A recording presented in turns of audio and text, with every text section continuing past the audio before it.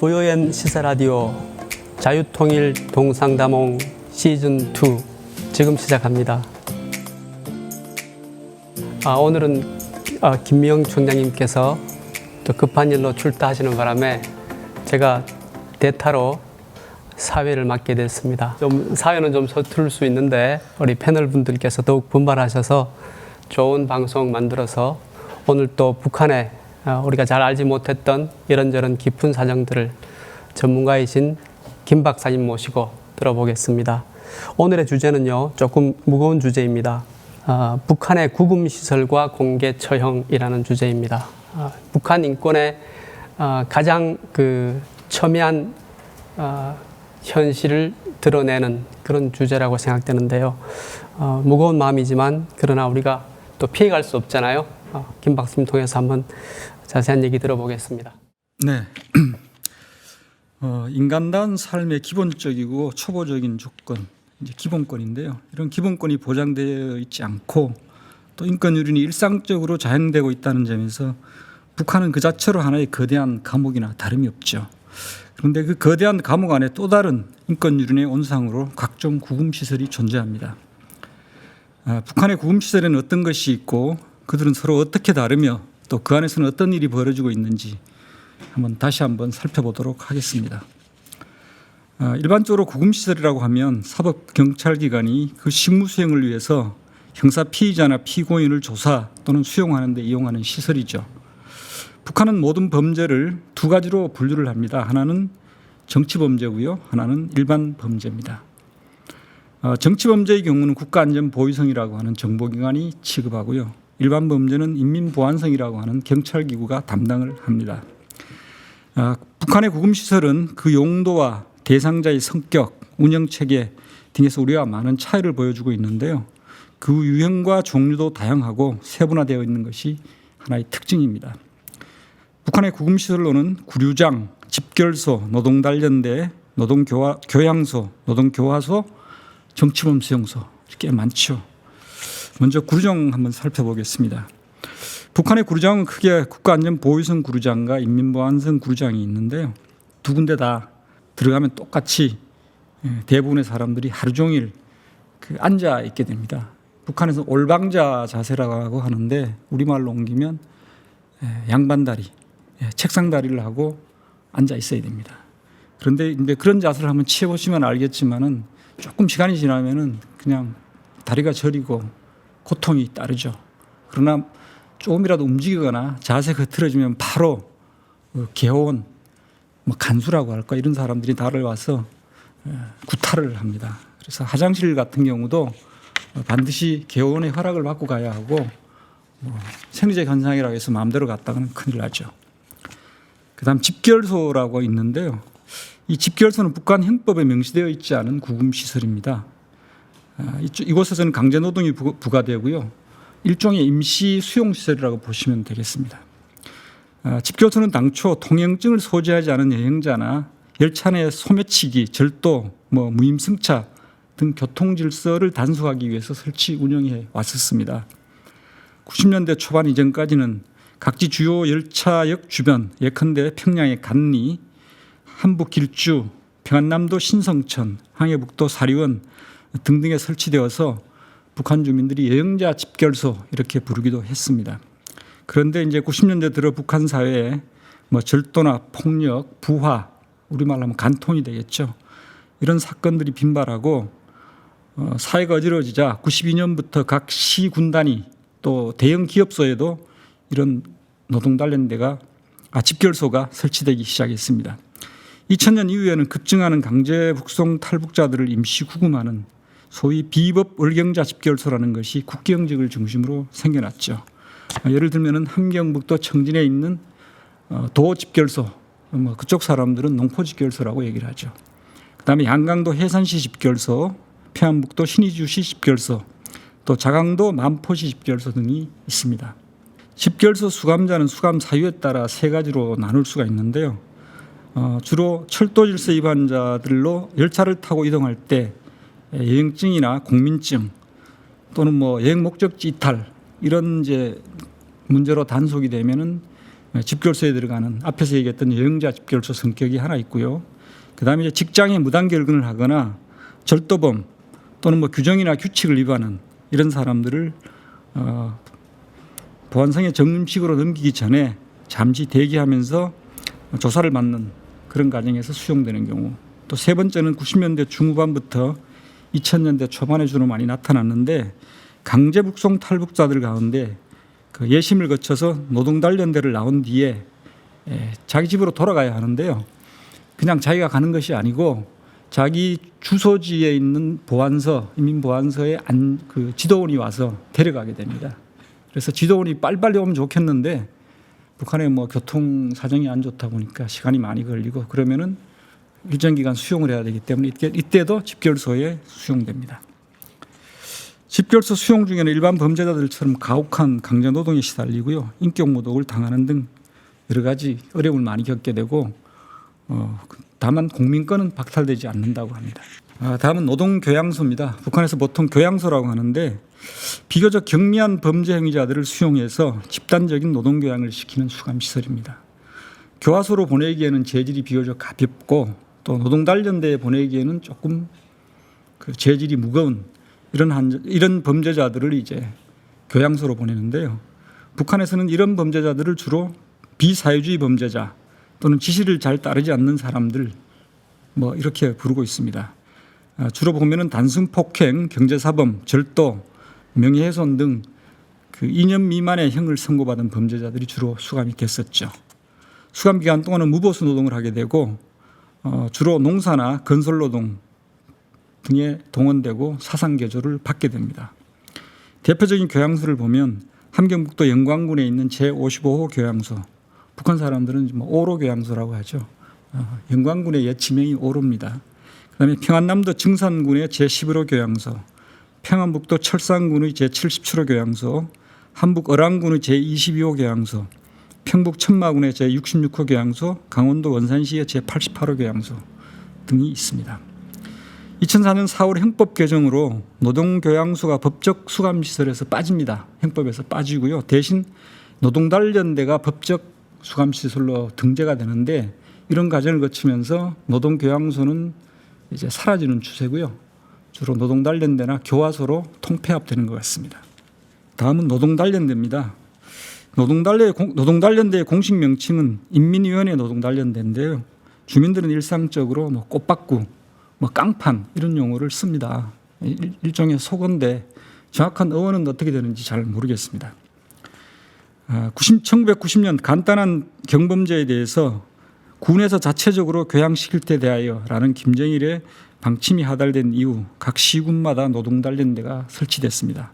그래서 보통 북한에서 이제 그 시군 구역이 같은 행정단인데 그를 대표하는 게 군이에요. 그래서 북한은 전역에 군이 한 200개 정도 있다고 얘기를 합니다. 그러니까 노동단련대도 최소한 한 200개 정도 있다고 보시면 될 것 같습니다. 2004년 개정된 형법 제31조는 노동단련형 집행기간에 국민의 기본 권리가 보장된다고 얘기가 되어 있고요. 수감기간은 6개월에서 2년까지라고 규정되어 있습니다. 주로 어떤 사람이 가냐 하면 가벼운 절도, 사기, 단순 폭행, 무임승차, 무단 결근, 주로 이제 초기 조사, 예심 그리고 재판을 거쳐서 이런 사람들이 노동단련대에 가게 되죠. 예외적으로 정식 재판 절차 없이 행정기관이나 조사기관의 임의로 노동단련 처벌에 넘기는 경우도 목격이 되고 있습니다. 노동단련대 수감자들은 일상적으로 벌목작업, 하목작업, 농장지원, 탄광, 기타 건설 현장 등의 작업에 투입되고 있습니다. 90년대 중반 이후 탈북자들이 급증하면서 교화소나 집결소의 수용 능력에 한계가 발생하자 강제에 송환된 단순 탈북자들을 노동단련대에 보내기 시작했습니다. 노동단련대에서의 노동은 법률이 정한 합법적인 무보수 노동이고요. 그 강도는 집결소나 교화소하고 큰 차이가 없다고 합니다. 다음은 노동교화소입니다. 노동교화소는 그냥 우리 교도소라고 생각하시면 될 것 같아요. 사전적 정의를 보면 이렇습니다. 국가와 인민 앞에 죄를 짓고 징역형을 받은 자들을 구금하고 교양하는 곳 이렇게 되어 있고요. 또 범죄를 저지른 자들을 육체노동과 사상투쟁, 사상교양을 거쳐 참된 인간으로 개조하는 곳 이렇게 정의하고 있습니다. 이렇게 보면 북한의 노동교화소는 수감시설의 의미가 있고 또 하나는 교정시설의 의미가 있는 것 같아요. 그래서 우리의 교도소하고 비슷하다라고 말씀을 드리는 겁니다. 노동교화형을 선고받으면 노동단련대와 달리 일체 국민권이 박탈되고요. 당원의 경우는 당원권이 정지가 됩니다. 북한의 교화소는 확인된 것만 전국 각지에 한 20여 개 이상 존재하는 것으로 되어 있고 이들의 일상은 크게 노동과 앞에서 언급한 대로 사상계조 두 가지를 당하게 되는 거죠. 노동은 하루에 10시간에서 많게는 14시간까지 강도 높은 그 작업에 투입되는 거고요. 사상계조의 경우는 주로 이제 하루 일과 작업을 시작하기 전 또는 저녁 식사 이후 시침하기 전 1시간이나 1시간 30분 정도 생활총화를 하는 것으로 이루어집니다. 생활총화에서는 이제 보통 바깥 사회에서 하는 것과 똑같이 자기 비판과 호상 비판이 이루어지고요. 만약에 이제 이 비판 과정에서 어떤 잘못이 드러나게 되면 식사 처벌이라는 게 있습니다. 그러니까 자기에게 주어지는 한 300g 정도의 식사량에서 깎아버리는 거죠. 가뜩이나 배가 고픈데 이걸 깎아버리니까 죽을 지경이 되는 겁니다. 생활총화에서는 또 다른 게 있는데요. 교화소 내부 규정과 김일성 교시, 김정일의 방침, 말씀 이런 것을 외우고 또 수감자용으로 만들어 놓은 새 출발이라는 신문이 있대요. 이 신문을 교재로 해서 학습을 한다고 합니다.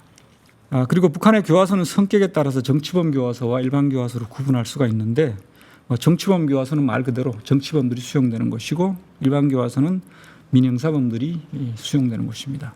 정치범 교화소는 유일하게 함경북도 청진에 하나 있는데요. 청진시 송평구역 수성동에 있다고 해서 수성교화소라고 부르죠. 일반 교화소의 형기가 15년 미만인데 반해서 수성교화소는 형기가 정해져 있지 않습니다. 그래서 말하자면 종신수용소나 다름없죠. 그래서 교화소라기보다는 이름은 교화소지만 정치범 수용소나 다름없다 이렇게 보고 있는 겁니다.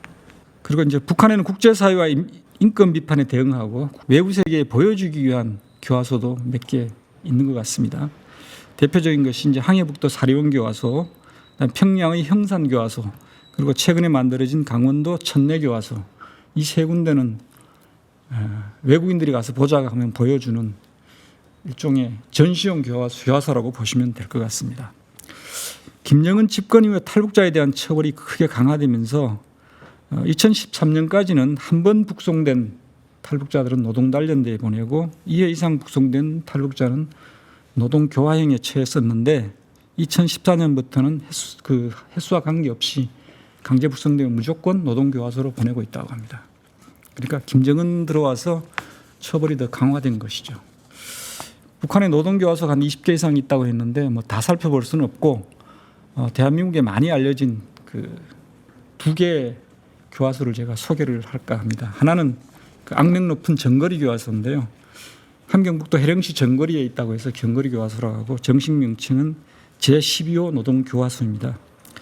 이 교화소는 북한에 있는 여느 교화소와 다름없는 일반 교화소였는데요. 90년대 중반 이후에 강제에 북송되어 온 탈북자 수가 늘어나면서 북중 국경 가까운 데 위치한 정거리 교화소가 탈북자 전용 교화소처럼 되어버렸습니다. 이런 와중에 교화소의 노동 강도가 일반 교화소에 비해서 굉장히 강해졌고 또 각종 영양실조와 전염병, 고문과 구타 등 온갖 인권 유린이 다반사로 벌어지면서 인권 범죄의 온상으로 떠오르기 시작했죠. 정거리에서는 9.4.1승으로 살아나온 탈북자들이 있는데요. 이 사람들이 산지옥이다, 인간 생지옥이다 등으로 묘사하고 있고 심지어 차라리 요독이라고 하면 이제 정치범 수용소의 대명사인데 요독이 낫다 이렇게 얘기할 정도로 악명을 떨치고 있습니다. 이곳 수감자는 하루 14시간 강제노동을 당한 사람이 있고요. 또 식사는 통감자 2개나 옥수수 한 줌, 양배추 잎 한두 개가 둥둥 뜨는 소금국이 전부라고 합니다. 여기 환경도 이렇게 해서 빈대와 벼룩, 바퀴벌레, 모기, 우리 인간들이 싫어하는 온갖 벌레들이 다 1년 내내 들끓는다고 하죠. 또 일단 교화소에 들어가면 한두 달 내에 영양실조에 걸리고요. 혹독한 노동에 시달리다가 사고를 당해 다치거나 죽는 사람들이 부지기수라고 합니다. 또 늘 배고픔에 시달리던 한 여성 제수가 농작물을 씻지도 않은 채 집어먹었다가 뱃속에서 해충이 식도를 타고 입으로 나온 그런 참 엽기적인 사건도 있었다고 합니다. 또 전염병이 창궐해서 한꺼번에 수백 명이 떼죽음을 당하는 일도 자주 발생한다고 합니다. 사람이 죽으면 시신을 가족에게 인계해야 하는데 시체가 너무 많아서 한꺼번에 그 화장해서 계곡에 집단 매장해버리기도 한다고 하네요. 그래서 이곳 사람들이 그 정거리 교화소가 있는 골짜기를 송장골이라고 부르고 있다고도 합니다. 정거리 교화소에 수감된 적이 있다고 한 탈북자는 자기 시신의 수기에서 이렇게 절규를 했습니다. 인간을 쥐처럼 먹이고 소처럼 일시키며 짐승만도 못한 존재로 인식하는 조선의 교화소야말로 지구상에서 인간의 자유와 인권을 갈망하는 모든 사람들의 저주와 비난을 받아 마땅하다. 이렇게 절규했습니다. 다음은 이제 평안남도 증산에 있는 공포의 증산교화소를 좀 소개해 볼까 하는데요. 그 인권 사각지대로 악명 높은 요독 정치범 수용소의 잔혹성을 무색해 한다는 곳이 바로 증산교화소입니다. 평안남도 증산군 용동리 동네 전체가 증산교화소인데요.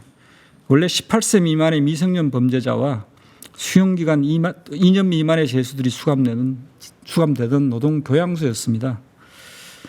그러다가 이제 2004년 형법이 개정되면서 교화소로 통폐합이 됐고 지금은 이제 대한민국에서도 알려질 정도로 굉장히 심각한 인권 유린이 벌어지는 무대가 됐죠.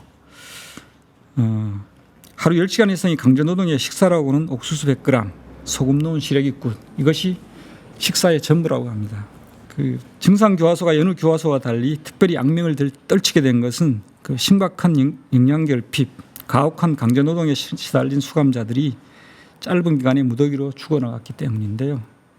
주민들은 증산교화소를 지옥교화소라고 묘사한다고 합니다. 이렇게 된 데는 내력이 있는데요. 90년대 중반 대량 탈북이 발생해서 10년이 지나도록 계속 탈북자들이 줄어들지 않고 그러니까 김정일이 한마디 했다고 합니다. 사회기관을 무너뜨리는 범죄자들에게 10년을 1년처럼 만들어. 이렇게 얘기를 하는 바람에 종래와 다른 악명 높은 교화소가 생기기 시작했고 그중에 하나가 바로 증산교화소라고 하죠. 2005년 전체 수감자 5,000명 가운데 6개월 동안 1,200명의 죄수들이 죽어나갔다고 합니다. 그래서 북한 주민들 사이에서 정치범 수용소보다 낮은 형을 받고 증산교화소에 가느니 차라리 요독 수용소에 3년 있는 것이 낫겠다. 이렇게 얘기를 하는 사람이 있었다고 하죠.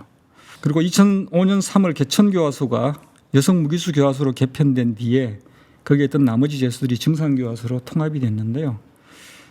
이때 그 가혹한 노동과 심각한 영양결핍 등을 이기지 못한 여성 죄수들이 무더기로 죽어나갔고 그래서 탈북 여성의 무덤이다 또는 공포의 시체 제작소다 이런 별명까지 얻었다고 합니다. 증산교화소에서 1년간 수감된 바 있다는 한 탈북 여성은 증산으로 끌려갈 때 함께 갔던 17살 처녀가 영양결핍으로 2달 만에 말라 죽었다고 증언을 한 적이 있습니다.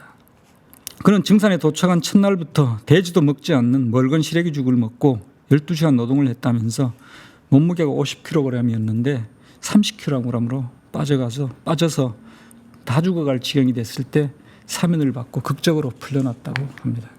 또 2004년 증산교화소에 끌려갔다는 한 탈북 여성은 사람이 죽으면 시체를 비닐에 싸서 묻는다고 얘기를 했고요. 매장지에 사람의 팔다리가 곳곳에 널려 있고 개들이 몰려들어 시체를 파먹는 광경을 보고 경악했다고 증언을 한 적이 있습니다.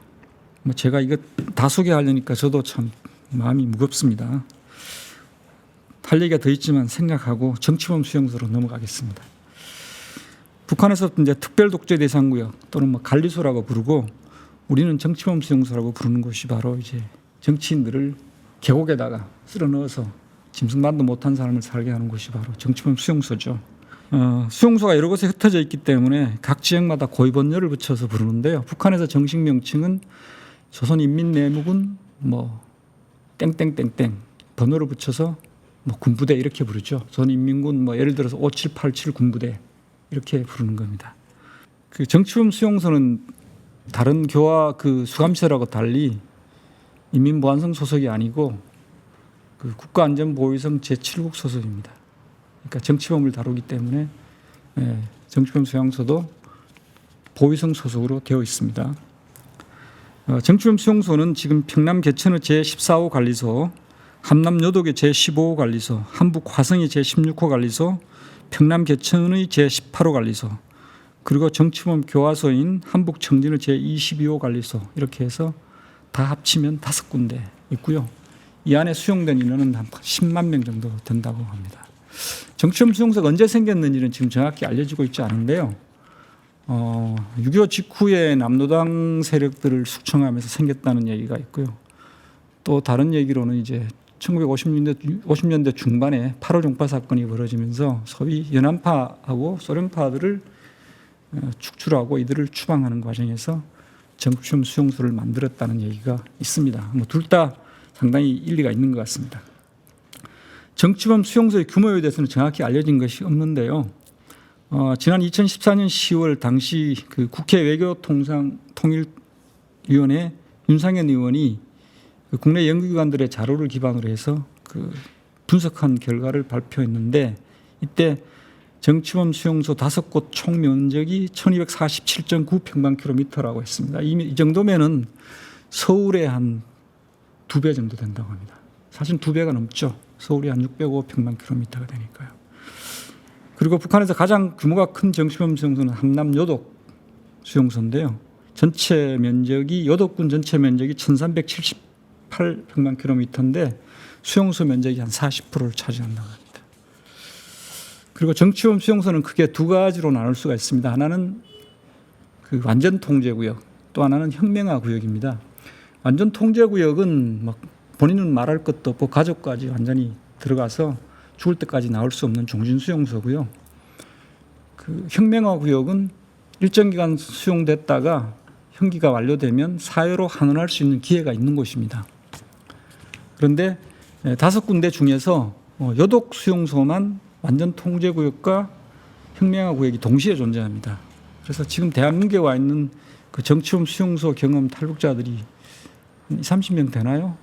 그들 대부분이 요독 출신이에요. 완전 통제구역 출신자들은 없습니다. 제가 알기로 존재하지 않는 걸로 알고 있습니다.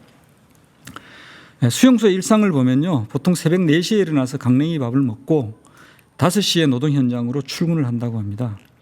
오전 6시쯤 현장에 도착해서 일과를 시작하는데요. 보통 하루 10시간 내지 12시간 정도 강제노동에 시달린다고 하죠. 토요일이나 일요일, 공휴일도 없고요. 부지런히 일하지 않거나 주어진 과제를 제때 수행하지 못하면 가혹한 체벌과 함께 무거운 과제가, 더 많은 과제가 부과된다고 합니다. 노동 강도에 비해서 배급량이 터무니없이 적기 때문에 수용소 사람들은 일상적으로 배고픔, 굶주림에 시달린다고 하죠. 그래서 수용소에서 살아남기 위해서는 그 우리가 징그럽다고 하는 개구리, 뱀, 도롱뇽, 심지어 쥐까지 눈에 띄는 대로 잡아먹는다고 하죠. 제가 아는 어떤 그 수용소 출신 탈북자는 월동을 하려면은 개구리나 뱀, 도롱뇽 이런 걸 한 20마리 이상 생걸로 먹어야 한 해를 넘길 수 있다고 얘기를 하더라고요. 우리가 보통 정치범 수용소라고 하면 고위 정치인들이 들어가는 곳이라고 생각하기 쉬운데 꼭 그렇지만은 않은 것 같습니다. 이제 어처구니 없는 이유로 수감되는 사람들도 꽤 있는데요. 초창기에는 물론 지주 종교인 월남자 가족, 소위 불순분자, 반체제 인사 이런 이제 정치적인 사유로 들어가는 사람들이 많았는데 그 이후에는 김일성, 김정일 초상화를 훼손한 자 또는 외국 방송을 청취한 자 또는 당국의 정책을 비방한 자 또 수령 일가 말하자면 김일성, 김정일, 김정은의 집안 얘기, 가족 얘기를 입에 올린 자 이런 사람들이 정치범 수용소로 보내지고 있습니다. 그리고 이제 탈북자들 가운데 한국행을 시도했거나 기독교와 접한 사실이 확인되면 이 사람들은 정치범 수용소, 정치범으로 분류가 돼서 정치범 수용소로 보내지고 있습니다. 북한에 기독교가 종교가 있다 없다라고 논쟁하는 사람들이 있는데 기막힌 일이죠. 예를 들면은 세상 힘들어 못 살겠다 이런 말실수한 사람들, 또 제1동포 출신으로 난 일본으로 돌아가고 싶다 이런 얘기를 이제 흘렸다가 정치범 수용소로 직행한 경우도 있습니다. 정치범 수용소 출신 탈북자들이 한국에 정착해 살고 있지만 이 사람들이 지금도 잠만 들면은 그 수용소로 끌려가는 악몽을 꾸고요. 그래서 이제 술 한잔 하지 않으면 잠을 못 드는 이런 사람들도 꽤 있다고 합니다. 북한이 정치범 수용소를 운영하고 있는 이유는 우리가 이제 1차적으로 생각하면 체제 보위 또는 정치적 반대자들을 숙청하기 위한 도구 이렇게 생각하기 쉬운데 그건 이제 1차적인 목적이고요. 또 다른 목적이 있습니다. 정치범 수용소에서 생산되는 경제적 이득이 꽤 크다고 합니다. 그래서 북한이 정치용 수용소를 쉽게 포기하지 못하는 이유 중에 경제적 목적도 있다는 것이죠. 그 정치용 수용소에서 나온 생산물은 농산물과 공산품을 막론하고 그 없는 것이 없다고 할 정도고요. 소금 빼고 다 나온다고 얘기할 정도라고 합니다. 북한에서 생산되는 물품 가운데 가장 양질의 제품은 10중 8구 정치용 수용소에서 생산되는 물품이라고 하죠. 수용소에서 가장 좋은 물품이 생산된다고 하는 이 현실은 수용소에서 얼마나 사람들이 고초를 겪고 있는가 하는 것을 우리가 방증한다고 할 수 있습니다. 왜냐하면 일반 사회보다 훨씬 환경이 열악하잖아요. 그런데 일반 사회보다 훨씬 좋은 제품을 생산한다는 것은 그 사람들이 순전히 몸으로 떼었다는 얘기죠. 농산물의 경우도 그 수용소에서 생산되는 농산물이 그 같은 경지 면적에서 사회에서 생산되는 거 5배 이상이라고 합니다. 그래서 뭐 심지어는 그 수용소에 있는 농장에는 가보면 뭐 머리카락 하나 없다 이런 표현을 쓰더라고요. 그 수용소 제품이 훌륭하다고 했는데 이제 구체적인 사례를 한번 들어보면 아까 앞에서 얘기한 청진 그 수성교화소 우리 뭐 허 위원장님 잘 아실 텐데 고향이 청진이어서 수성교화소에서 생산되는 자전거가 있습니다. 갈매기표 자전거라고 북한 주민들이 모르는 사람이 없어요. 굉장히 좋은 자전거여서 그 북한에서 수성교화소에서 난 갈매기 자전거 한 대를 갖는다고 하는 것은 대한민국에서 승용차 한 대 갖는 것보다가 훨씬 더 귀하게 여긴다고 합니다. 근데 보통 이제 중국산 자전거가 들어오면 한 6개월 석 달 타면 그냥 고장이 나는데 수성교화소에서는 갈매기 자전거는 뭐 몇 년을 타도 끄덕없다는 것이죠. 지금은 없어진 해령 제22호 관리소에서는 그 드물게 흑돼지 사육장이 있었는데요. 우리도 흑돼지 좋아하지 않습니까? 제주도 뭐 흑돼지 같은 거. 이곳에서 난 흑돼지가 워낙 맛이 좋아서 평양이나 그 고위 간부들이 주로 애용한다고 합니다. 그리고 한북 화성 제16호 관리소에서는 최고급 송이, 북한산 송이가 유명하지 않습니까? 송이가 생산되는데요. 2000년 9월 김정일이 김대중 대통령에게 추석 선물로 보냈던 송이도 모르긴 해도 이곳 교화소에서 이곳 수용소에서 생산된 것일 가능성이 높다라고 사람들이 얘기를 하더라고요. 그다음에 함경남도 요독 제15호 관리소에서는 북한에서 최고로 치는 뱀술이 생산되는데요. 그 평양의 백화점 같은 데 진열된 뱀술이 거의 여기서 생산된 제품일 가능성이 많다고 합니다. 얘기가 좀 길어졌는데 마지막으로 공개 처형에 대해서 한번 얘기를 해보겠습니다. 우리가 이제 뭐 사는 것도 참 인간답게 살아야 하지만 죽는 것도 최소한 품위 있고 존엄하게 죽어야 하는데 북한에서는 이것도 마음대로 안 되는 것 같습니다. 북한의 형법이나 형사소송법 어느 조항에도 공개 처형을 명시하거나 그것을 정당화하고 있지 않습니다. 오히려 공개 처형은 북한의 형법과 형사소송법을 어기는 위법 행위에 해당하는데요. 그럼에도 불구하고 북한에서는 공개 처형이 굉장히 빈발하고 있습니다. 대한민국이나 서방 사회에서 북한의 공개 처형을 많이 이제 언급하고 비판을 하니까 2000년 초 중반에 공개 처형이 많이 줄어들었었어요. 거의 뭐 알려진 것이 없을 정도로 사라졌었는데 김정은 체제가 들어선 다음에 다시 이게 이제 크게 확산되고 있는 분위기입니다. 북한은 뚜렷한 원칙이나 기준을 갖고 공개 처형을 집행하는 것은 아닌 것 같고요. 내부 사정에 따라서 자기들이 필요할 때 임의로 공개 처형을 실시하고 있는 것 같습니다. 말하자면 내부 상황이 긴박하고 복잡해서 주민들에게 긴장감과 공포 분위기를 조성할 필요가 있다. 이렇게 되면 본보기를 보여준다는 차원에서 비록 경미한 범죄라 할지라도 공개 처형을 해서 주민들에게 올가매고 있는 것 같습니다. 실제로 1990년대 중반 그 대기근이 발생해서 사회 질서가 무너지자 북한 지도부는 공개 처형을 다시 들고 나왔는데요. 당시 김정일이 국가안전보위부와 사회안전성에 총소리를 좀 울려야 되겠다 이렇게 지시를 내렸고 이 지시에 이어서 각 도에서 시범적으로 20명씩 처형하라는 구체적인 명령까지 하달이 됐다고 하죠. 이에 따라 북한 전역에서 정치범죄, 강력범죄, 경제사범을 막론하고 공개 처형이 빈발했다고 합니다. 당시 평균적으로 한 달에 수차례 공개 처형이 이루어졌다고 하죠. 공개 처형은 보통 이제 해당 지역의 넓은 계할지, 그러니까 뭐 운동장이라든가 뭐 강변 이런 데서 주로 실시된다고 합니다. 공개 처형이 있을 때는 사전에 공지를 해서 남녀노소를 불문하고 모두 나와서 강제로 보게끔 한다고 하죠. 현장에는 간단한 재판정이 설치되고 중앙검찰서와 중앙재판소 또 도 보위부와 도인민보안성 간부들이 임석한 가운데 형식적이지만 재판이 진행됩니다. 먼저 이제 검사가 범죄자의 이름과 경력, 범행 사실을 낭독한 뒤에 사형을 구형하면 판사가 판결문을 읽는 형식으로 사형을 언도하기까지 일사천리로 진행이 된다고 하죠.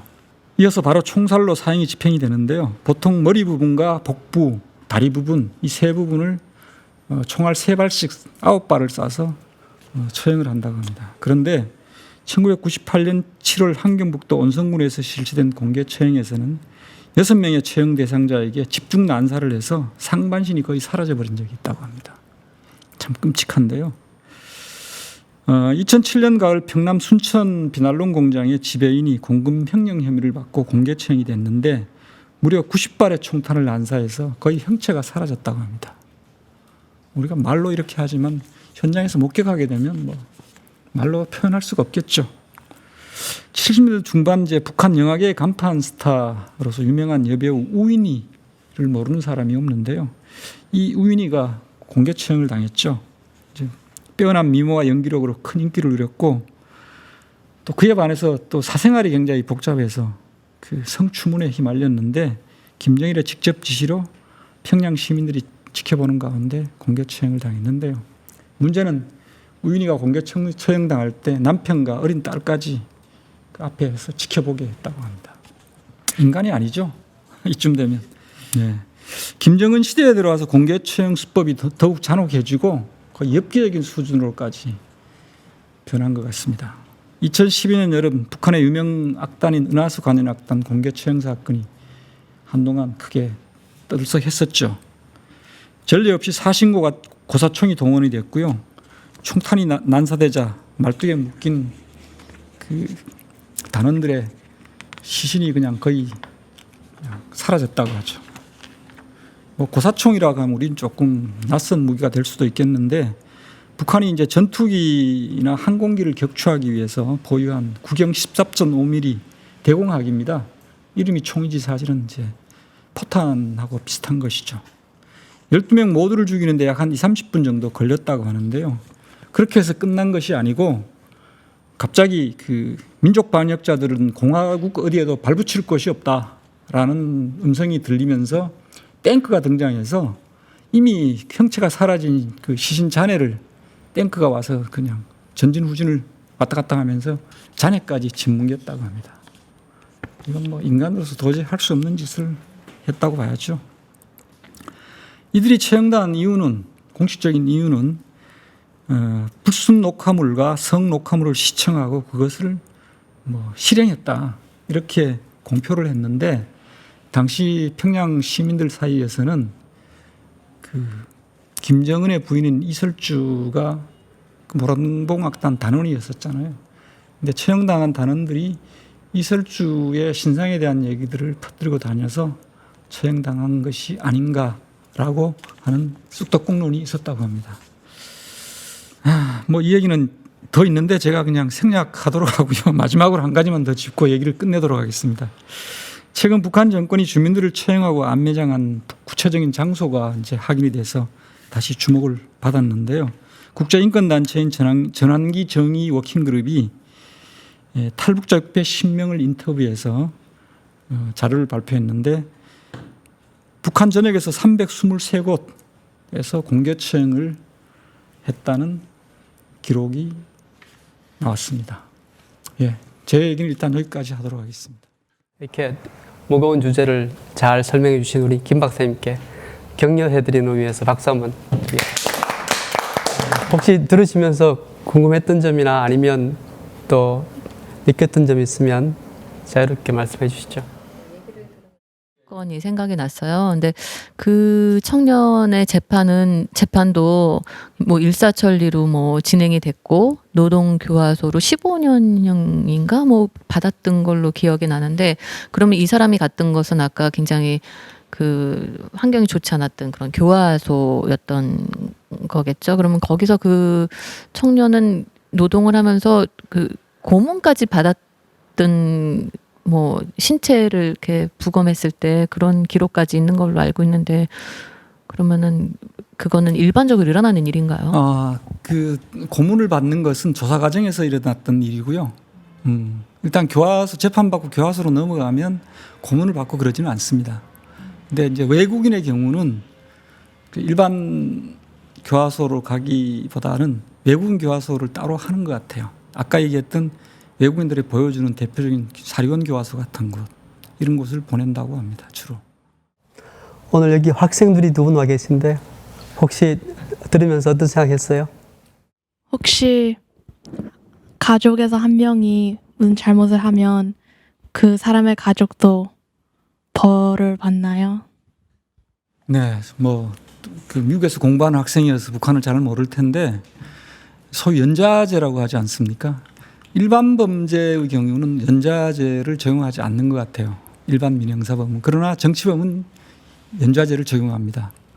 그래서 정치범이 되면 북한에서 3대를 멸족시키라, 이런 지시에 따라서 아까 얘기했었잖아요. 종신 수용소를 가게 되면 가족까지 다 갑니다.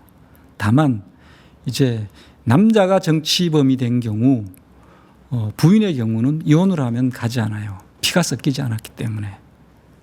근데 이제 이혼을 안 하고 그냥 가겠다는 사람들도 들어 있기도 하죠. 아마도 이런 나라는 지구상을 통틀어서 북한밖에 없을 겁니다.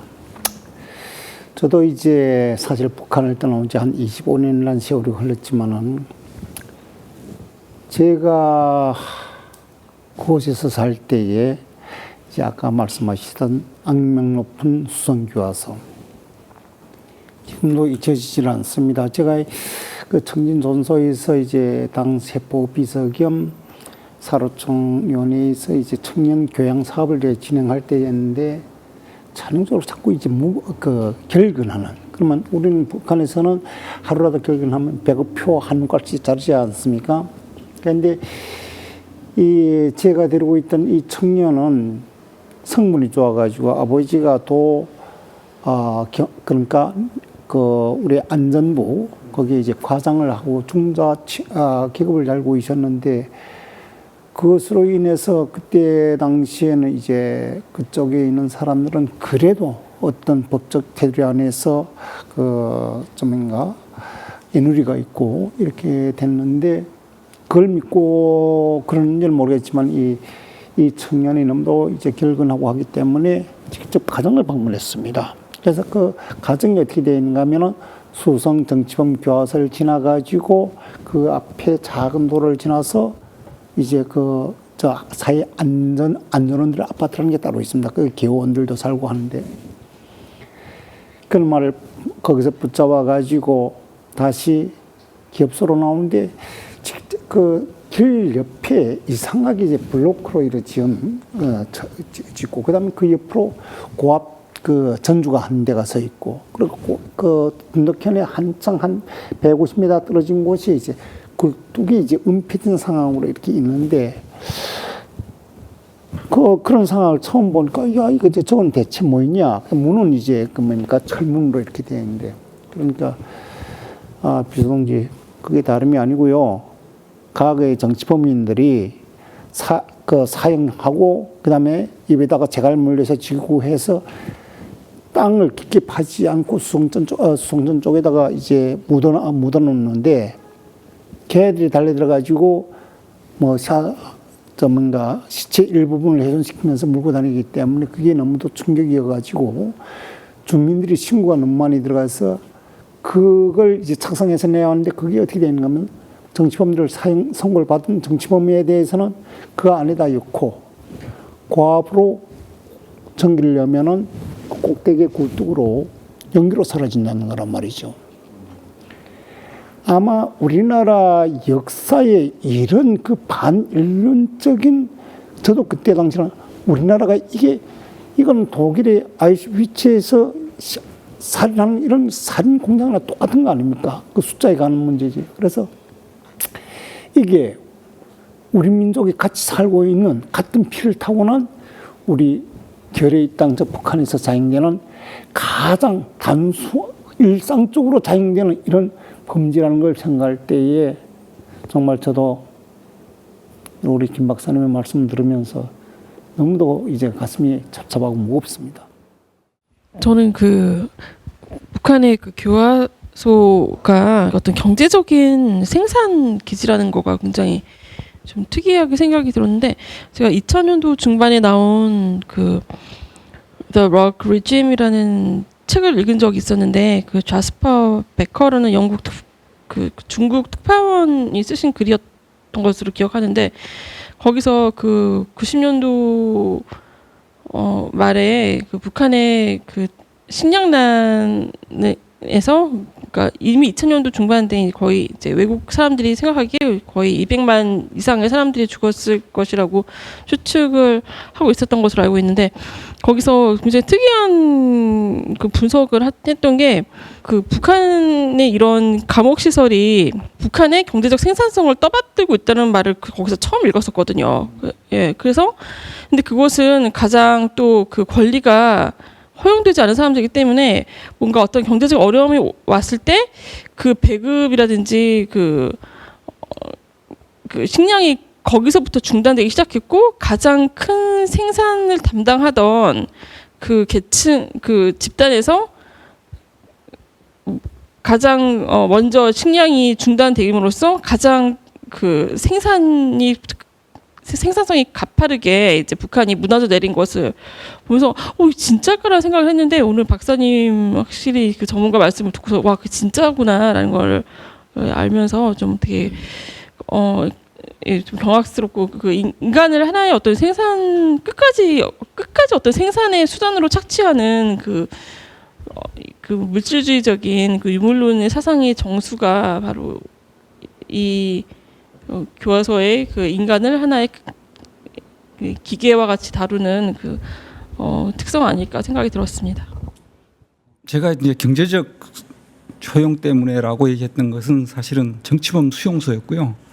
교화소도 사실은 예외가 아닙니다.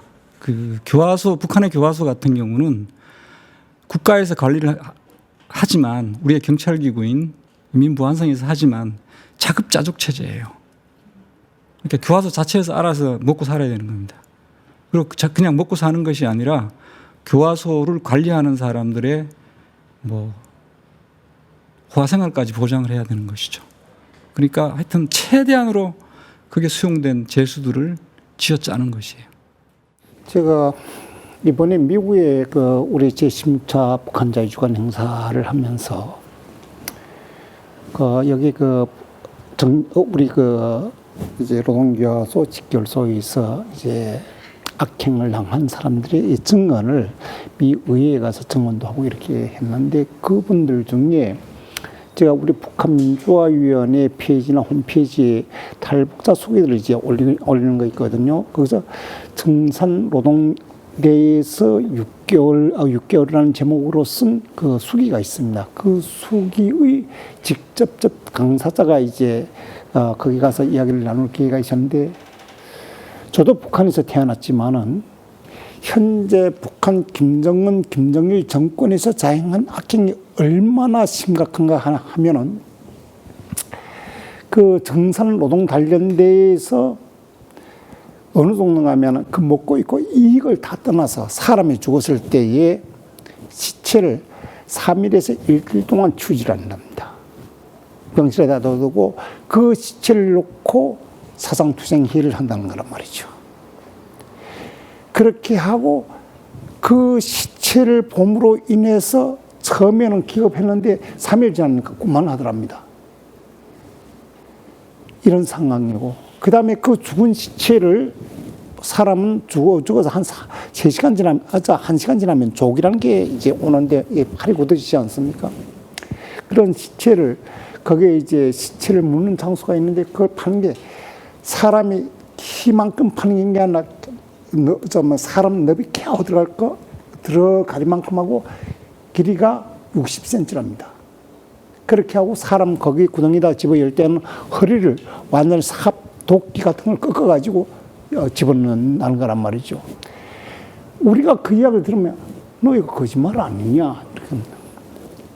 정산 노동 단련대에 가봤던 사람들은 그 죽음이 언덕에 그 묻힌 사람들의 시체를 묻어본 사람들은 그걸 모르는 사람이 없다는 거란 말이죠. 그런데 그 시체를 전문 그 북한 개원들이라든가 이 사람이 한 게 아니라 거기에 수감된 수감자들이 다 가서 파고 그 다음에 꺾는 거는 개원들이 꺾지만은 묻는 거는 이 사람들이 꺾는다는 거란 말이죠. 정말 여러분 생각해 보십시오. 이제 저는 이제 북한 탈북자의 한 사람으로서 현재 21세기에 살고 있는 이 북한 땅에서 중세보다 더한 이런 반인륜적인 대학살이 장행되는데 정말 저는 이 문재인 정권이 자행하는 이 행태를 보면은요, 2,300만 동족이 겪고 있는 저 어떤 반인륜적인 그 인권 탄압에 대해서는 왜 함구하고 있습니까? 이건 우리 국민들의 눈을 떠야 됩니다. 우리가 눈을 떠가지고 이걸 국제사회에 알리고 우리 국민들한테 정말 알려야 될 의무가 있다고 생각합니다. 아유, 너무 처절한 증언을 해주셨어요. 그 질문을 우리 같이 좀 나눠봅시다. 왜 그럴까요? 우리가 이렇게 오늘 김 박사님께서 정리해 주신 것처럼 한 번에 들을 수는 없지만 간헐적으로 이런 얘기를 계속 들어왔잖아요. 이런 악행이 있다, 이런 악행이 있다.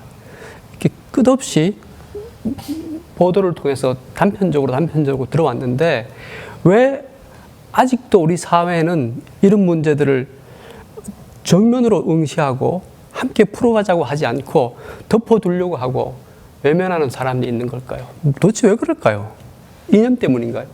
우선 그 진실이 너무 불편하고 이해를 하기에 버겁죠. 그래서 사람들이 그 20세기에 아우슈비츠 같은 일도 이해하기 굉장히 받아들이기 소화하기가 힘들었습니다. 왜냐하면 그 19세기 말까지 사람들은 대체로 문명이 발전한다고 생각하고 그 미래를 낙관적으로 생각했었는데 그 2차 대전기에 유태인 제노사이드 경우에는 왜 이렇게 그 문명이 오히려 정반대의 모습으로 달려가 버렸는가 이렇게 굉장히 소화가 안 됐던 거죠. 그래서 지금 그 북한 경우에도 북한에서 지금 일어난 일들을 단지 북한은 이제 전체주의 그 비극 그 아우슈비츠에서 일어났던 그런 틀만으로도 그 이해하기 어려운 또 면이 있기 때문에 아마 이제 그러지 않나 생각됩니다. 저는 거기 좀 첨언을 하면 그 우리가 역사를 통해서 이제 뭐 저기 뒤에도 있는데 BC 492년, 479년 페르시아 전쟁 이런 역사들을 통해서 배우잖아요. 그런데 이 북한에 관한 이런 그 진짜적인 실상에 관한 이야기들은 너무 정보나 그 인포메이션들이 부족한 거죠. 그것이 의도적이든 자의적이든 우리 일반 사람들이 접근할 수 있는 그런 부분들이 굉장히 제약돼 있는 게 하나이고 또 예를 들면 이런 게 있었어요. 뭐 우리가 루안다 같은 얘기들 많이 하잖아요. 루안다의 제노사이드 얘기하고 또 직접적으로 그거를 얘기해 주시는 그분이 루안다의 한 곳을 방문했는데 거기에 있는 뭐 임산부가 칼을 맞아서 어떤 식으로 죽었다고 하는 걸 자세히 설명을 하지만 저는 그 얘기를 들으면서 북한에 있는 제노사이드에 대해서 얘기를 안 하시는 거예요. 그리고 그 순간에 저는 손양원 목사님을 생각했어요. 손양원 목사님 똑같이 두 아들을 잃고 본인도 숨겨 있으니까. 그러니까 이런 그 컨트라스트에 대한 대비적인 부분에 있어서 우리는 북한을 잊고 있는 거죠. 그리고 북한에 대한 이야기들을 안 하고 그것이 첫 번째 포인트고 두 번째는 금방 도변호사님 얘기한 것처럼 그 자체가 너무 불편한 거예요. 그래서 지금 우리가 이 대한민국에서 누리고 있는 이 자유와 번영과 풍요에 대한 부분들을 뭐 바꿔 얘기하면 기득권을 포기하고 싶지 않은 거죠. 그래서 우리는 변화를 원하지 않는 그런 부분은 저를 포함한 이 한국에 있는 이 사람들, 정치권은 당연히 물론 포함되는 얘기들고 그래서 참 그 부분이 김 박사님 이야기들 들으면서 참 제 자신도 정말 회개해야 되는 부분이고 우린 더 소수의 사람이라도 이 전환기 시대에 있어서 북한의 참상과 실상들을 정말 일반 사람들이 알 수 있도록 더 전달해야 되는 그 광해의 메신저가 돼야 된다라는 생각을 좀 해봤습니다. 그래서 참 저 자신도 너무 부끄럽습니다. 근데 북한은 이게 조금 각도를 달리해서 볼 때는 나중에 굉장히 연구 대상이 될 거라고 생각하는데요. 왜냐하면 제가 알고 있는 지식상에서는 자기 동족에 대해서 그렇게까지 잔혹한 행위를 하는 경우는 거의 없어요, 역사에. 예. 왜냐하면은 저기 인간이 본능적으로 뭔가 이질성으로 규정을 해야 굉장히 잔혹한 행위를 합니다. 그래서 옛날에 이제 전쟁포로 대표적이고, 그리고 전쟁포로를 노예로 삼아서 경제적으로 이용하는 경우도 굉장히 흔한 일이었고요, 역사적으로. 뭐 종교가 다르다. 뭐 하여튼 이런 식으로 이질성을 굉장히 주기 때문에 일어나는데, 북한은 굉장히 동질적인 그 집단 내에서 일어나는데, 그걸 그래서 사람들이 표현할 때 북한 체제가 이 준종교적이 사이비 종교적이다. 이 사람 중심이라고 사실은 수령 중심의 거의 사이비 종교 체제, 인류 보편의 종교 체제와는 굉장히 다른, 잔혹 행위를 하도록 허용하는, 그러니까 보통 종교가 보이는 것과는 굉장히 다른 거죠. 그러니까 그래서 사이비 종교 체제일 때는 굉장히 이해할 수 있는 면이 있습니다. 왜냐하면 사이비 종교 체제가 볼 때는 저쪽 집단이 일종의 종교 전쟁처럼 되기 때문에 흔히 종교 전쟁일 때 극단적인 행위들이, 대량 학살이 많이 일어납니다. 종교라는 게 인간의 가장 깊은 존재와 닿아 있기 때문에. 그래서 유래를 잘 찾기 어려운 정도까지 간 거죠. 그래서 우리 기독교 맥락에서 마지막으로 덧붙이자면, 그러니까 적그리스도적인 반그리스도적인 사이비 종교 체제가 국가 체제와 결탁해서 수립된 인류 역사상 아주 예외적인 거의 뭐 독보적이라는 때 좋은 때 쓰는 거니까 나쁜 의미에서 참 전무후무한 체제가 성립된 그러한 현상이다, 이렇게. 사이비 종교 체제와 같은 특성이 있다고 말씀을 해주셨고요. 고전에 말씀하신 그 내용 중에 인간이 이질적인 집단에 대해서는 잔혹할 수 있지만 같은 동족이나 동질적인 집단에서는 그렇게 잔혹해지기가 쉽지 않다는 말씀에서 제가 한 가지 궁금증이 생겨서 먼저 박사님께 한번 질문을 드려보겠습니다. 북한이 그렇게 동질적인 사회인가요? 50여 가지의 계층 성분 분류라는 게 있는데, 그게 어쩌면 혹시 우리 변호사님 말씀하신 이질성을 사회 내에서 만들어내는 게 아닌가. 그래서 그 계층으로 그와 같은 평가 분석에서 일정 열외로 떨어지는 사람들에 대해서는 그렇게 잔혹해도 된다는 그런 발상을 하는 게 아닌가. 그거는 이제 제 생각엔 그거는 이제 뭐 우리가 자꾸 분류를 해가면은 뭐 물질도 그렇잖아요. 처음에 뭐 분자하다가 원자가다가 뭐 소립자까지 가고 뭐 나중에 커크까지 가듯이 자꾸 분류를 하면 끝도 한도 없는데, 거시적으로 보면 보통 이제 히틀러도 뭐 아리안 쪽의 우수성을 얘기하듯이 혈족이나 뭐 이렇게 어족을 가지고 분류를 하지, 그렇게 구체적으로 분류를 하지 않거든요. 그래서 저는 사이비 종교, 유사 종교 시스템에 대해서 동의를 해요. 그렇게 되면은 그 안에 자기들 수령 체제를 옹호하는 체제와 옹호하는 세력과 그렇지 않은 사람들을 분리하고 나면 바깥에 있는 사람들한테는 무슨 짓을 해도 좋다라고 하는 이상한 시민의식이 아닌 이상한 집착이 생겨버리는 거죠. 그러면 그리고 나쁜 짓도 한 번 해본 사람이 잘하죠. 한 번 하기 어렵지 두 번, 세 번 하는 거 어렵지 않거든요. 갈수록 강도가 더해지는 것이죠. 저 영어로 해도 될까요? Just like referring to your previous question, I feel like you said, many people are already aware of the the human rights issues that happen in the crisis that's happening in North Korea. But I feel like there's a tendency, especially nowadays, for us to just kind of put that to the side. And at least from what I've seen in American news and just like what I feel in the people around me, I feel like maybe part of that has to do with, especially now that North Korea has developed like their nuclear weapons to this extent, there's a lot of fear that we feel like that's a more pressing issue.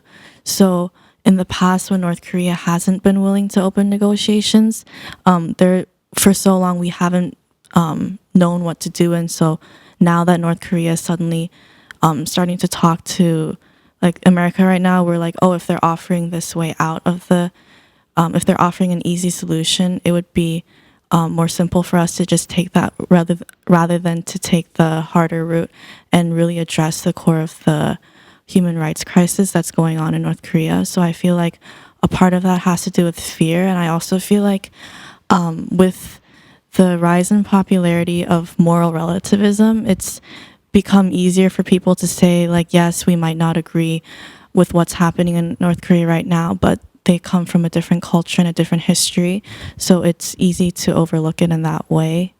And like another point of view is that from what I've seen, the US is taking a little bit of a harsher stance against North Korea nowadays with the current administration. And like in the past, with what we saw with what happened with Hitler, the European countries for a long time, they continued to appease Germany until we came to like a certain point where they're like, oh, this has to stop. And there were prominent leaders and there are prominent actions that happened. So hopefully that could happen where we've reached a point where we think, oh, we've appeased North Korea this much. And from that point onwards, we have to take a stronger stance against them. 말씀 도중에 그 사람들은 그 사람들의 나름대로의 방식으로 그런 체제를 구성하고 살아가는 거 아닌가 하는 그 대목인데요. 우리 남한에서도 그렇게 생각하려고 하는 사람들이 많이 있죠. 그리고 그거를 이제 학계에도 많고 또 뭐 이 사회 이곳저곳에서 그런 식으로 생각하는 분들이 많죠. 그러니까 그 생각은 상대방을 인정한다는 차원에서는 어느 정도 수긍할 수 있는데, 문제는 상대성을 넘어서서 우리가 평가할 수 있는 기준이 없는가 하면 그렇진 않다는 거죠.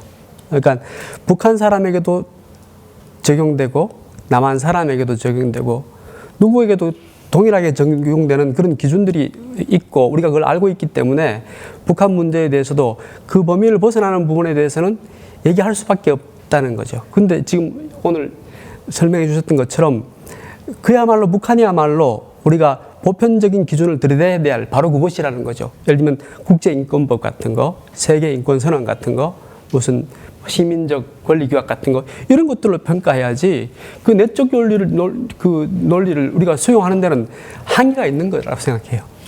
지금 우리 학생이 이야기한 문제에 북한 체제 내에서는 그것이 우리가 보편화된 정상적인 관리로 생각되지 않는가 하는 그런 그 취지 내용은 정확히 분석한 것 같아요. 그 체제에서 과거 외부 세계와의 어떤 정보를 공유를 하지 못했을 때 북한 내에서는 정치범인들은 그렇게 잔혹하게 죽어야 된다는 것이 북한 주민들이 전반적인 인식이었고, 그 다음에 노동교화소에 가서 그토록 혹사당하는 것도 큰 응당이 지어졌기 때문에 그래야 된다는 그런 인식이 이미 정상 궤도를 달고 있었어요. 그러나 이제 외부 정보가 유입되고 최근에 들어와서 인권이라는 단어 자체를 알고 그 속성을 알기 때문에 북한 주민들의 인식이 변하는데, 저는 여기서 이제 반문하고 싶은 게 있어요.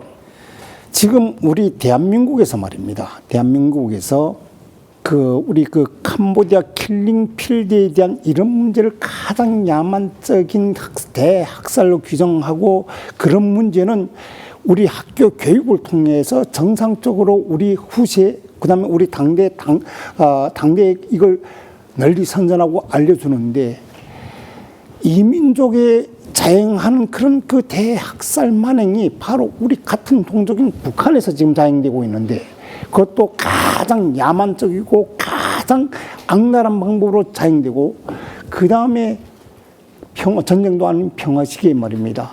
3년 동안에, 여기는 더 붙이지도 않습니다. 350만에 대한 북한 주민들이, 내가 수능이한테 충성한 지밖에 없거든요. 수능한테 충성하는데 왜 내가 죽는가? 자기 죽는 그 원인도 모른 채 350만이 3년 동안에 죽었습니다. 이런 반인륜적인 상황을 왜 문재인 정권은 인권을 하면서 5.18에서 불과 200여 명이 그것도 국가 공권력에 맞섰다가 죽은 사람들의 인권을 전면에 내세우면서 북한 주민들은 우리 동족이 아닙니까? 이런 문제를 가지고 문제시 삼지 않는 이 문재인 정권이야말로 반인륜적이고 반야만적인 정권이라고 저는 단지하고 싶어요. 킬링필드도 잘 가르쳐주지 않아요. 꼭 교육기관에서 잘 배운 적이 별로 없고요. 그러니까 외부 세계에서 볼 때 예를 들면 한 20년 전쯤에 미국에서 한국으로 뭐 편지를 붙인다 아니면 소포를 붙인다고 우체국에 가면 거기 우체국에서 일하는 사람이 물어봐요. 꼭 노스코리아로 보내니 사우스코리아로 보내니. 그럼 저희는 다 알고 있잖아. 이게 야 지금 노스코리아 어떻게 붙이냐 이거를.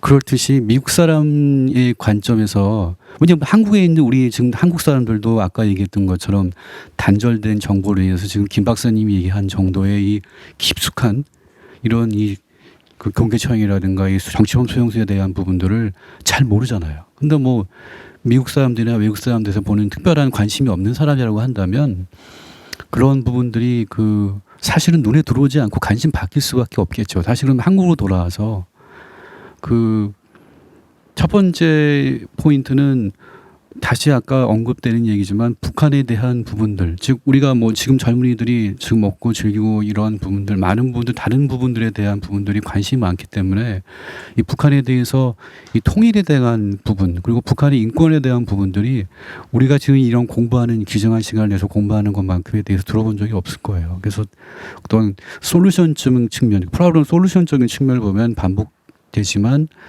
북한에서 자행되고 있는 지금 이 정권뿐만 아니고요. 이 인권에 대한 부분들은 계속 연결해서 우리가 무의식적으로 무관심의 어떤 상황이 있었기 때문에 그 사람들한테 교육을 시켜야 되는 것이죠. 이런 참혹한 상황에 대한 부분들을 그 사람들, 우리 젊은이들과 사람들이 알 수 있도록 그러한 방법들을 통해서 계속 교육을 시켜 나가야 되는 것이 또 하나의 방법론이 있지 않을까. 근데 참 답답하게도 뭐 문화 이런 교육 부분에 대해서 다 막혀 있는 부분들이 많기 때문에 뭐 북한을 바라볼 때 그냥 모든 사람들이 특별한 사람 빼놓고 다 냉면을 먹고, 예?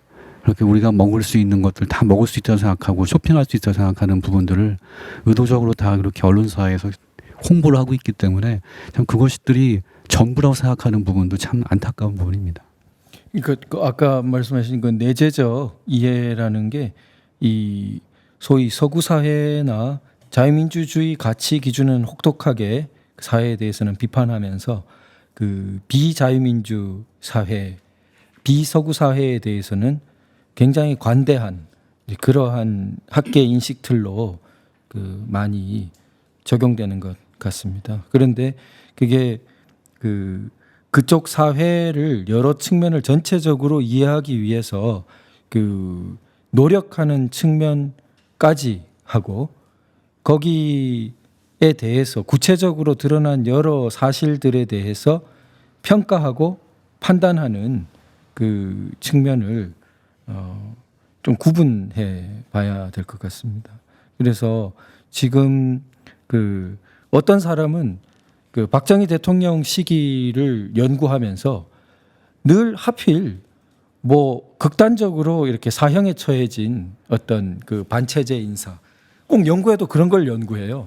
그래가지고 그 박 대통령 시기를 그런 극단적인 사건에 입각해서 보려고 합니다. 우리 학계에도 있고 외국에도 더 있고. 근데 그렇게 평가하면 우리 나라의 저나 뭐 또 다른 사람들은 왜 그렇게 치우쳐서 그것을 보냐, 그 시각을. 그러면은 이제 너도 그렇게 말하듯이 북한에 대해서도 그러면은 너는 왜 하필 정치범 수용소만 주목하고 다른 측면을 종합적으로 보지 못하는 거야라고 이렇게 누군가 말할지 모르겠습니다. 그런데 결국 그런 내재적 이해론이 나온 지 수십 년이 지났지만 그러면 정치범 수용소 말고 다른 측면을 종합해서 우리가 이제 박정희 대통령 시기에 그 극단적인 사형 사건 말고 전체적으로 자유민주주의가 꾸준히 그래도 제한적이나마 발전해 갔고 결국 그런 것들이 87년 민주화로 도약하는 그런 또 중산층을 양성하는 그런 종합적인 면을 낼 수 있는 것과 같은 대답을 북한에 대해서 한 게 있느냐? 거의 수십 년 지나도록 못 들어본 것 같다는 거죠. 이런 측면이 있지만 다른 양의 측면이 있다는 것을 뭘 내놓겠냐는 거죠. 북에 대해서. 그러니까 북에 대해서까지 그런 그 내재적 이론 또 문화 상대주의적인 그런 틀로 그 뭐 이렇게 좀 포장해 보려고 하는 것은 이제는 객관적으로 한계에 부딪혔다. 그렇게 생각됩니다. 네, 벌써 예정된 시간이 거의 임박했습니다. 그래서 이제 못다 하신 말씀들 한 말씀들 해주시고 마무리했으면 좋겠습니다. 이런 참담한 부분에 대해서 뭐라고 코멘트하기가 참 심정이 어려웠어요. 왜냐하면 저 자신도 너무 이렇게 그 북한 2,300만 주민들을 그 생각하는 마음이 너무 없었기 때문에 그래서 참 그렇습니다. 네. 예, 저는 이제 도태호 변호사님께서 하시는 말씀이 이제 가슴에 와닿습니다.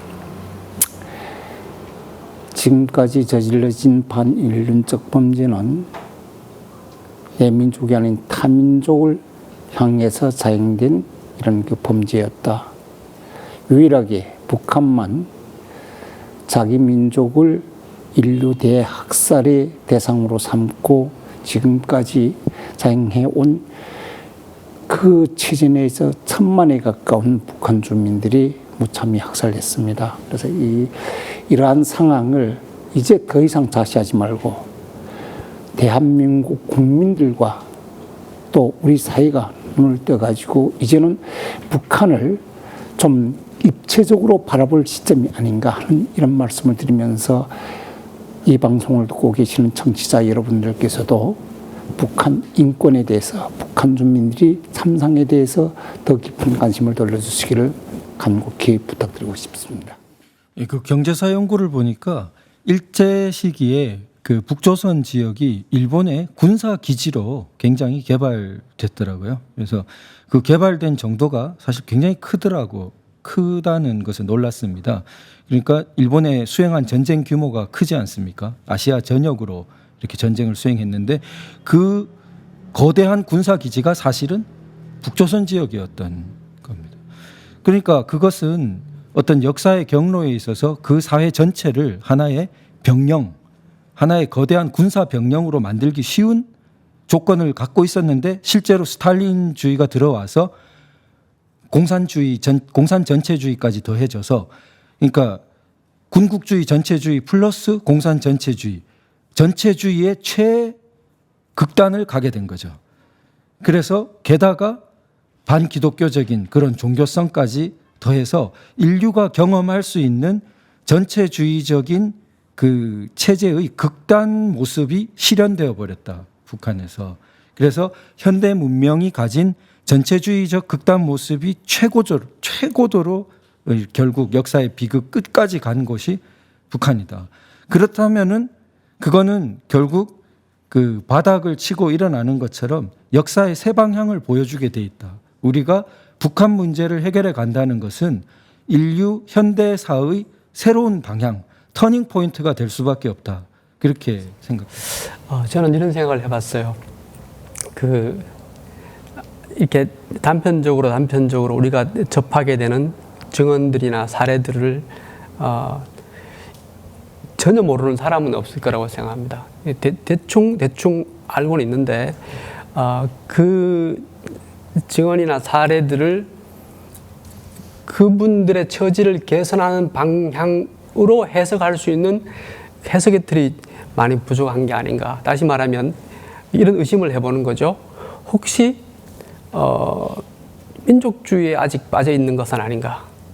혹시 사회주의에 친화적인 어떤 그 태도를 갖고 있지는 않는가? 그러다 보니까 그 민족주의나 사회주의 같은 그런 그 의식이 그 현실을 있는 그대로 바라보고 그들의 삶의 처지가 개선돼야 한다는 방식으로 방향으로 생각이 작동하지 못하는 게 아닌가 하는 생각을 이제 해보는 거죠. 그래서 그런 부분에 대해서도 그러니까 이념적이고 사상적인 투쟁 이런 것들도 상당히 필요할 것 같다는 생각을 해봤습니다. 예, 저는 오늘 이 문제를 다루면서 이 문제를 잘 아시는 분들이 저한테 왜 이렇게 얘기를 그렇게 밖에 못하느냐라고 질타하실 것 같아서 조금 멋쩍긴 한데요.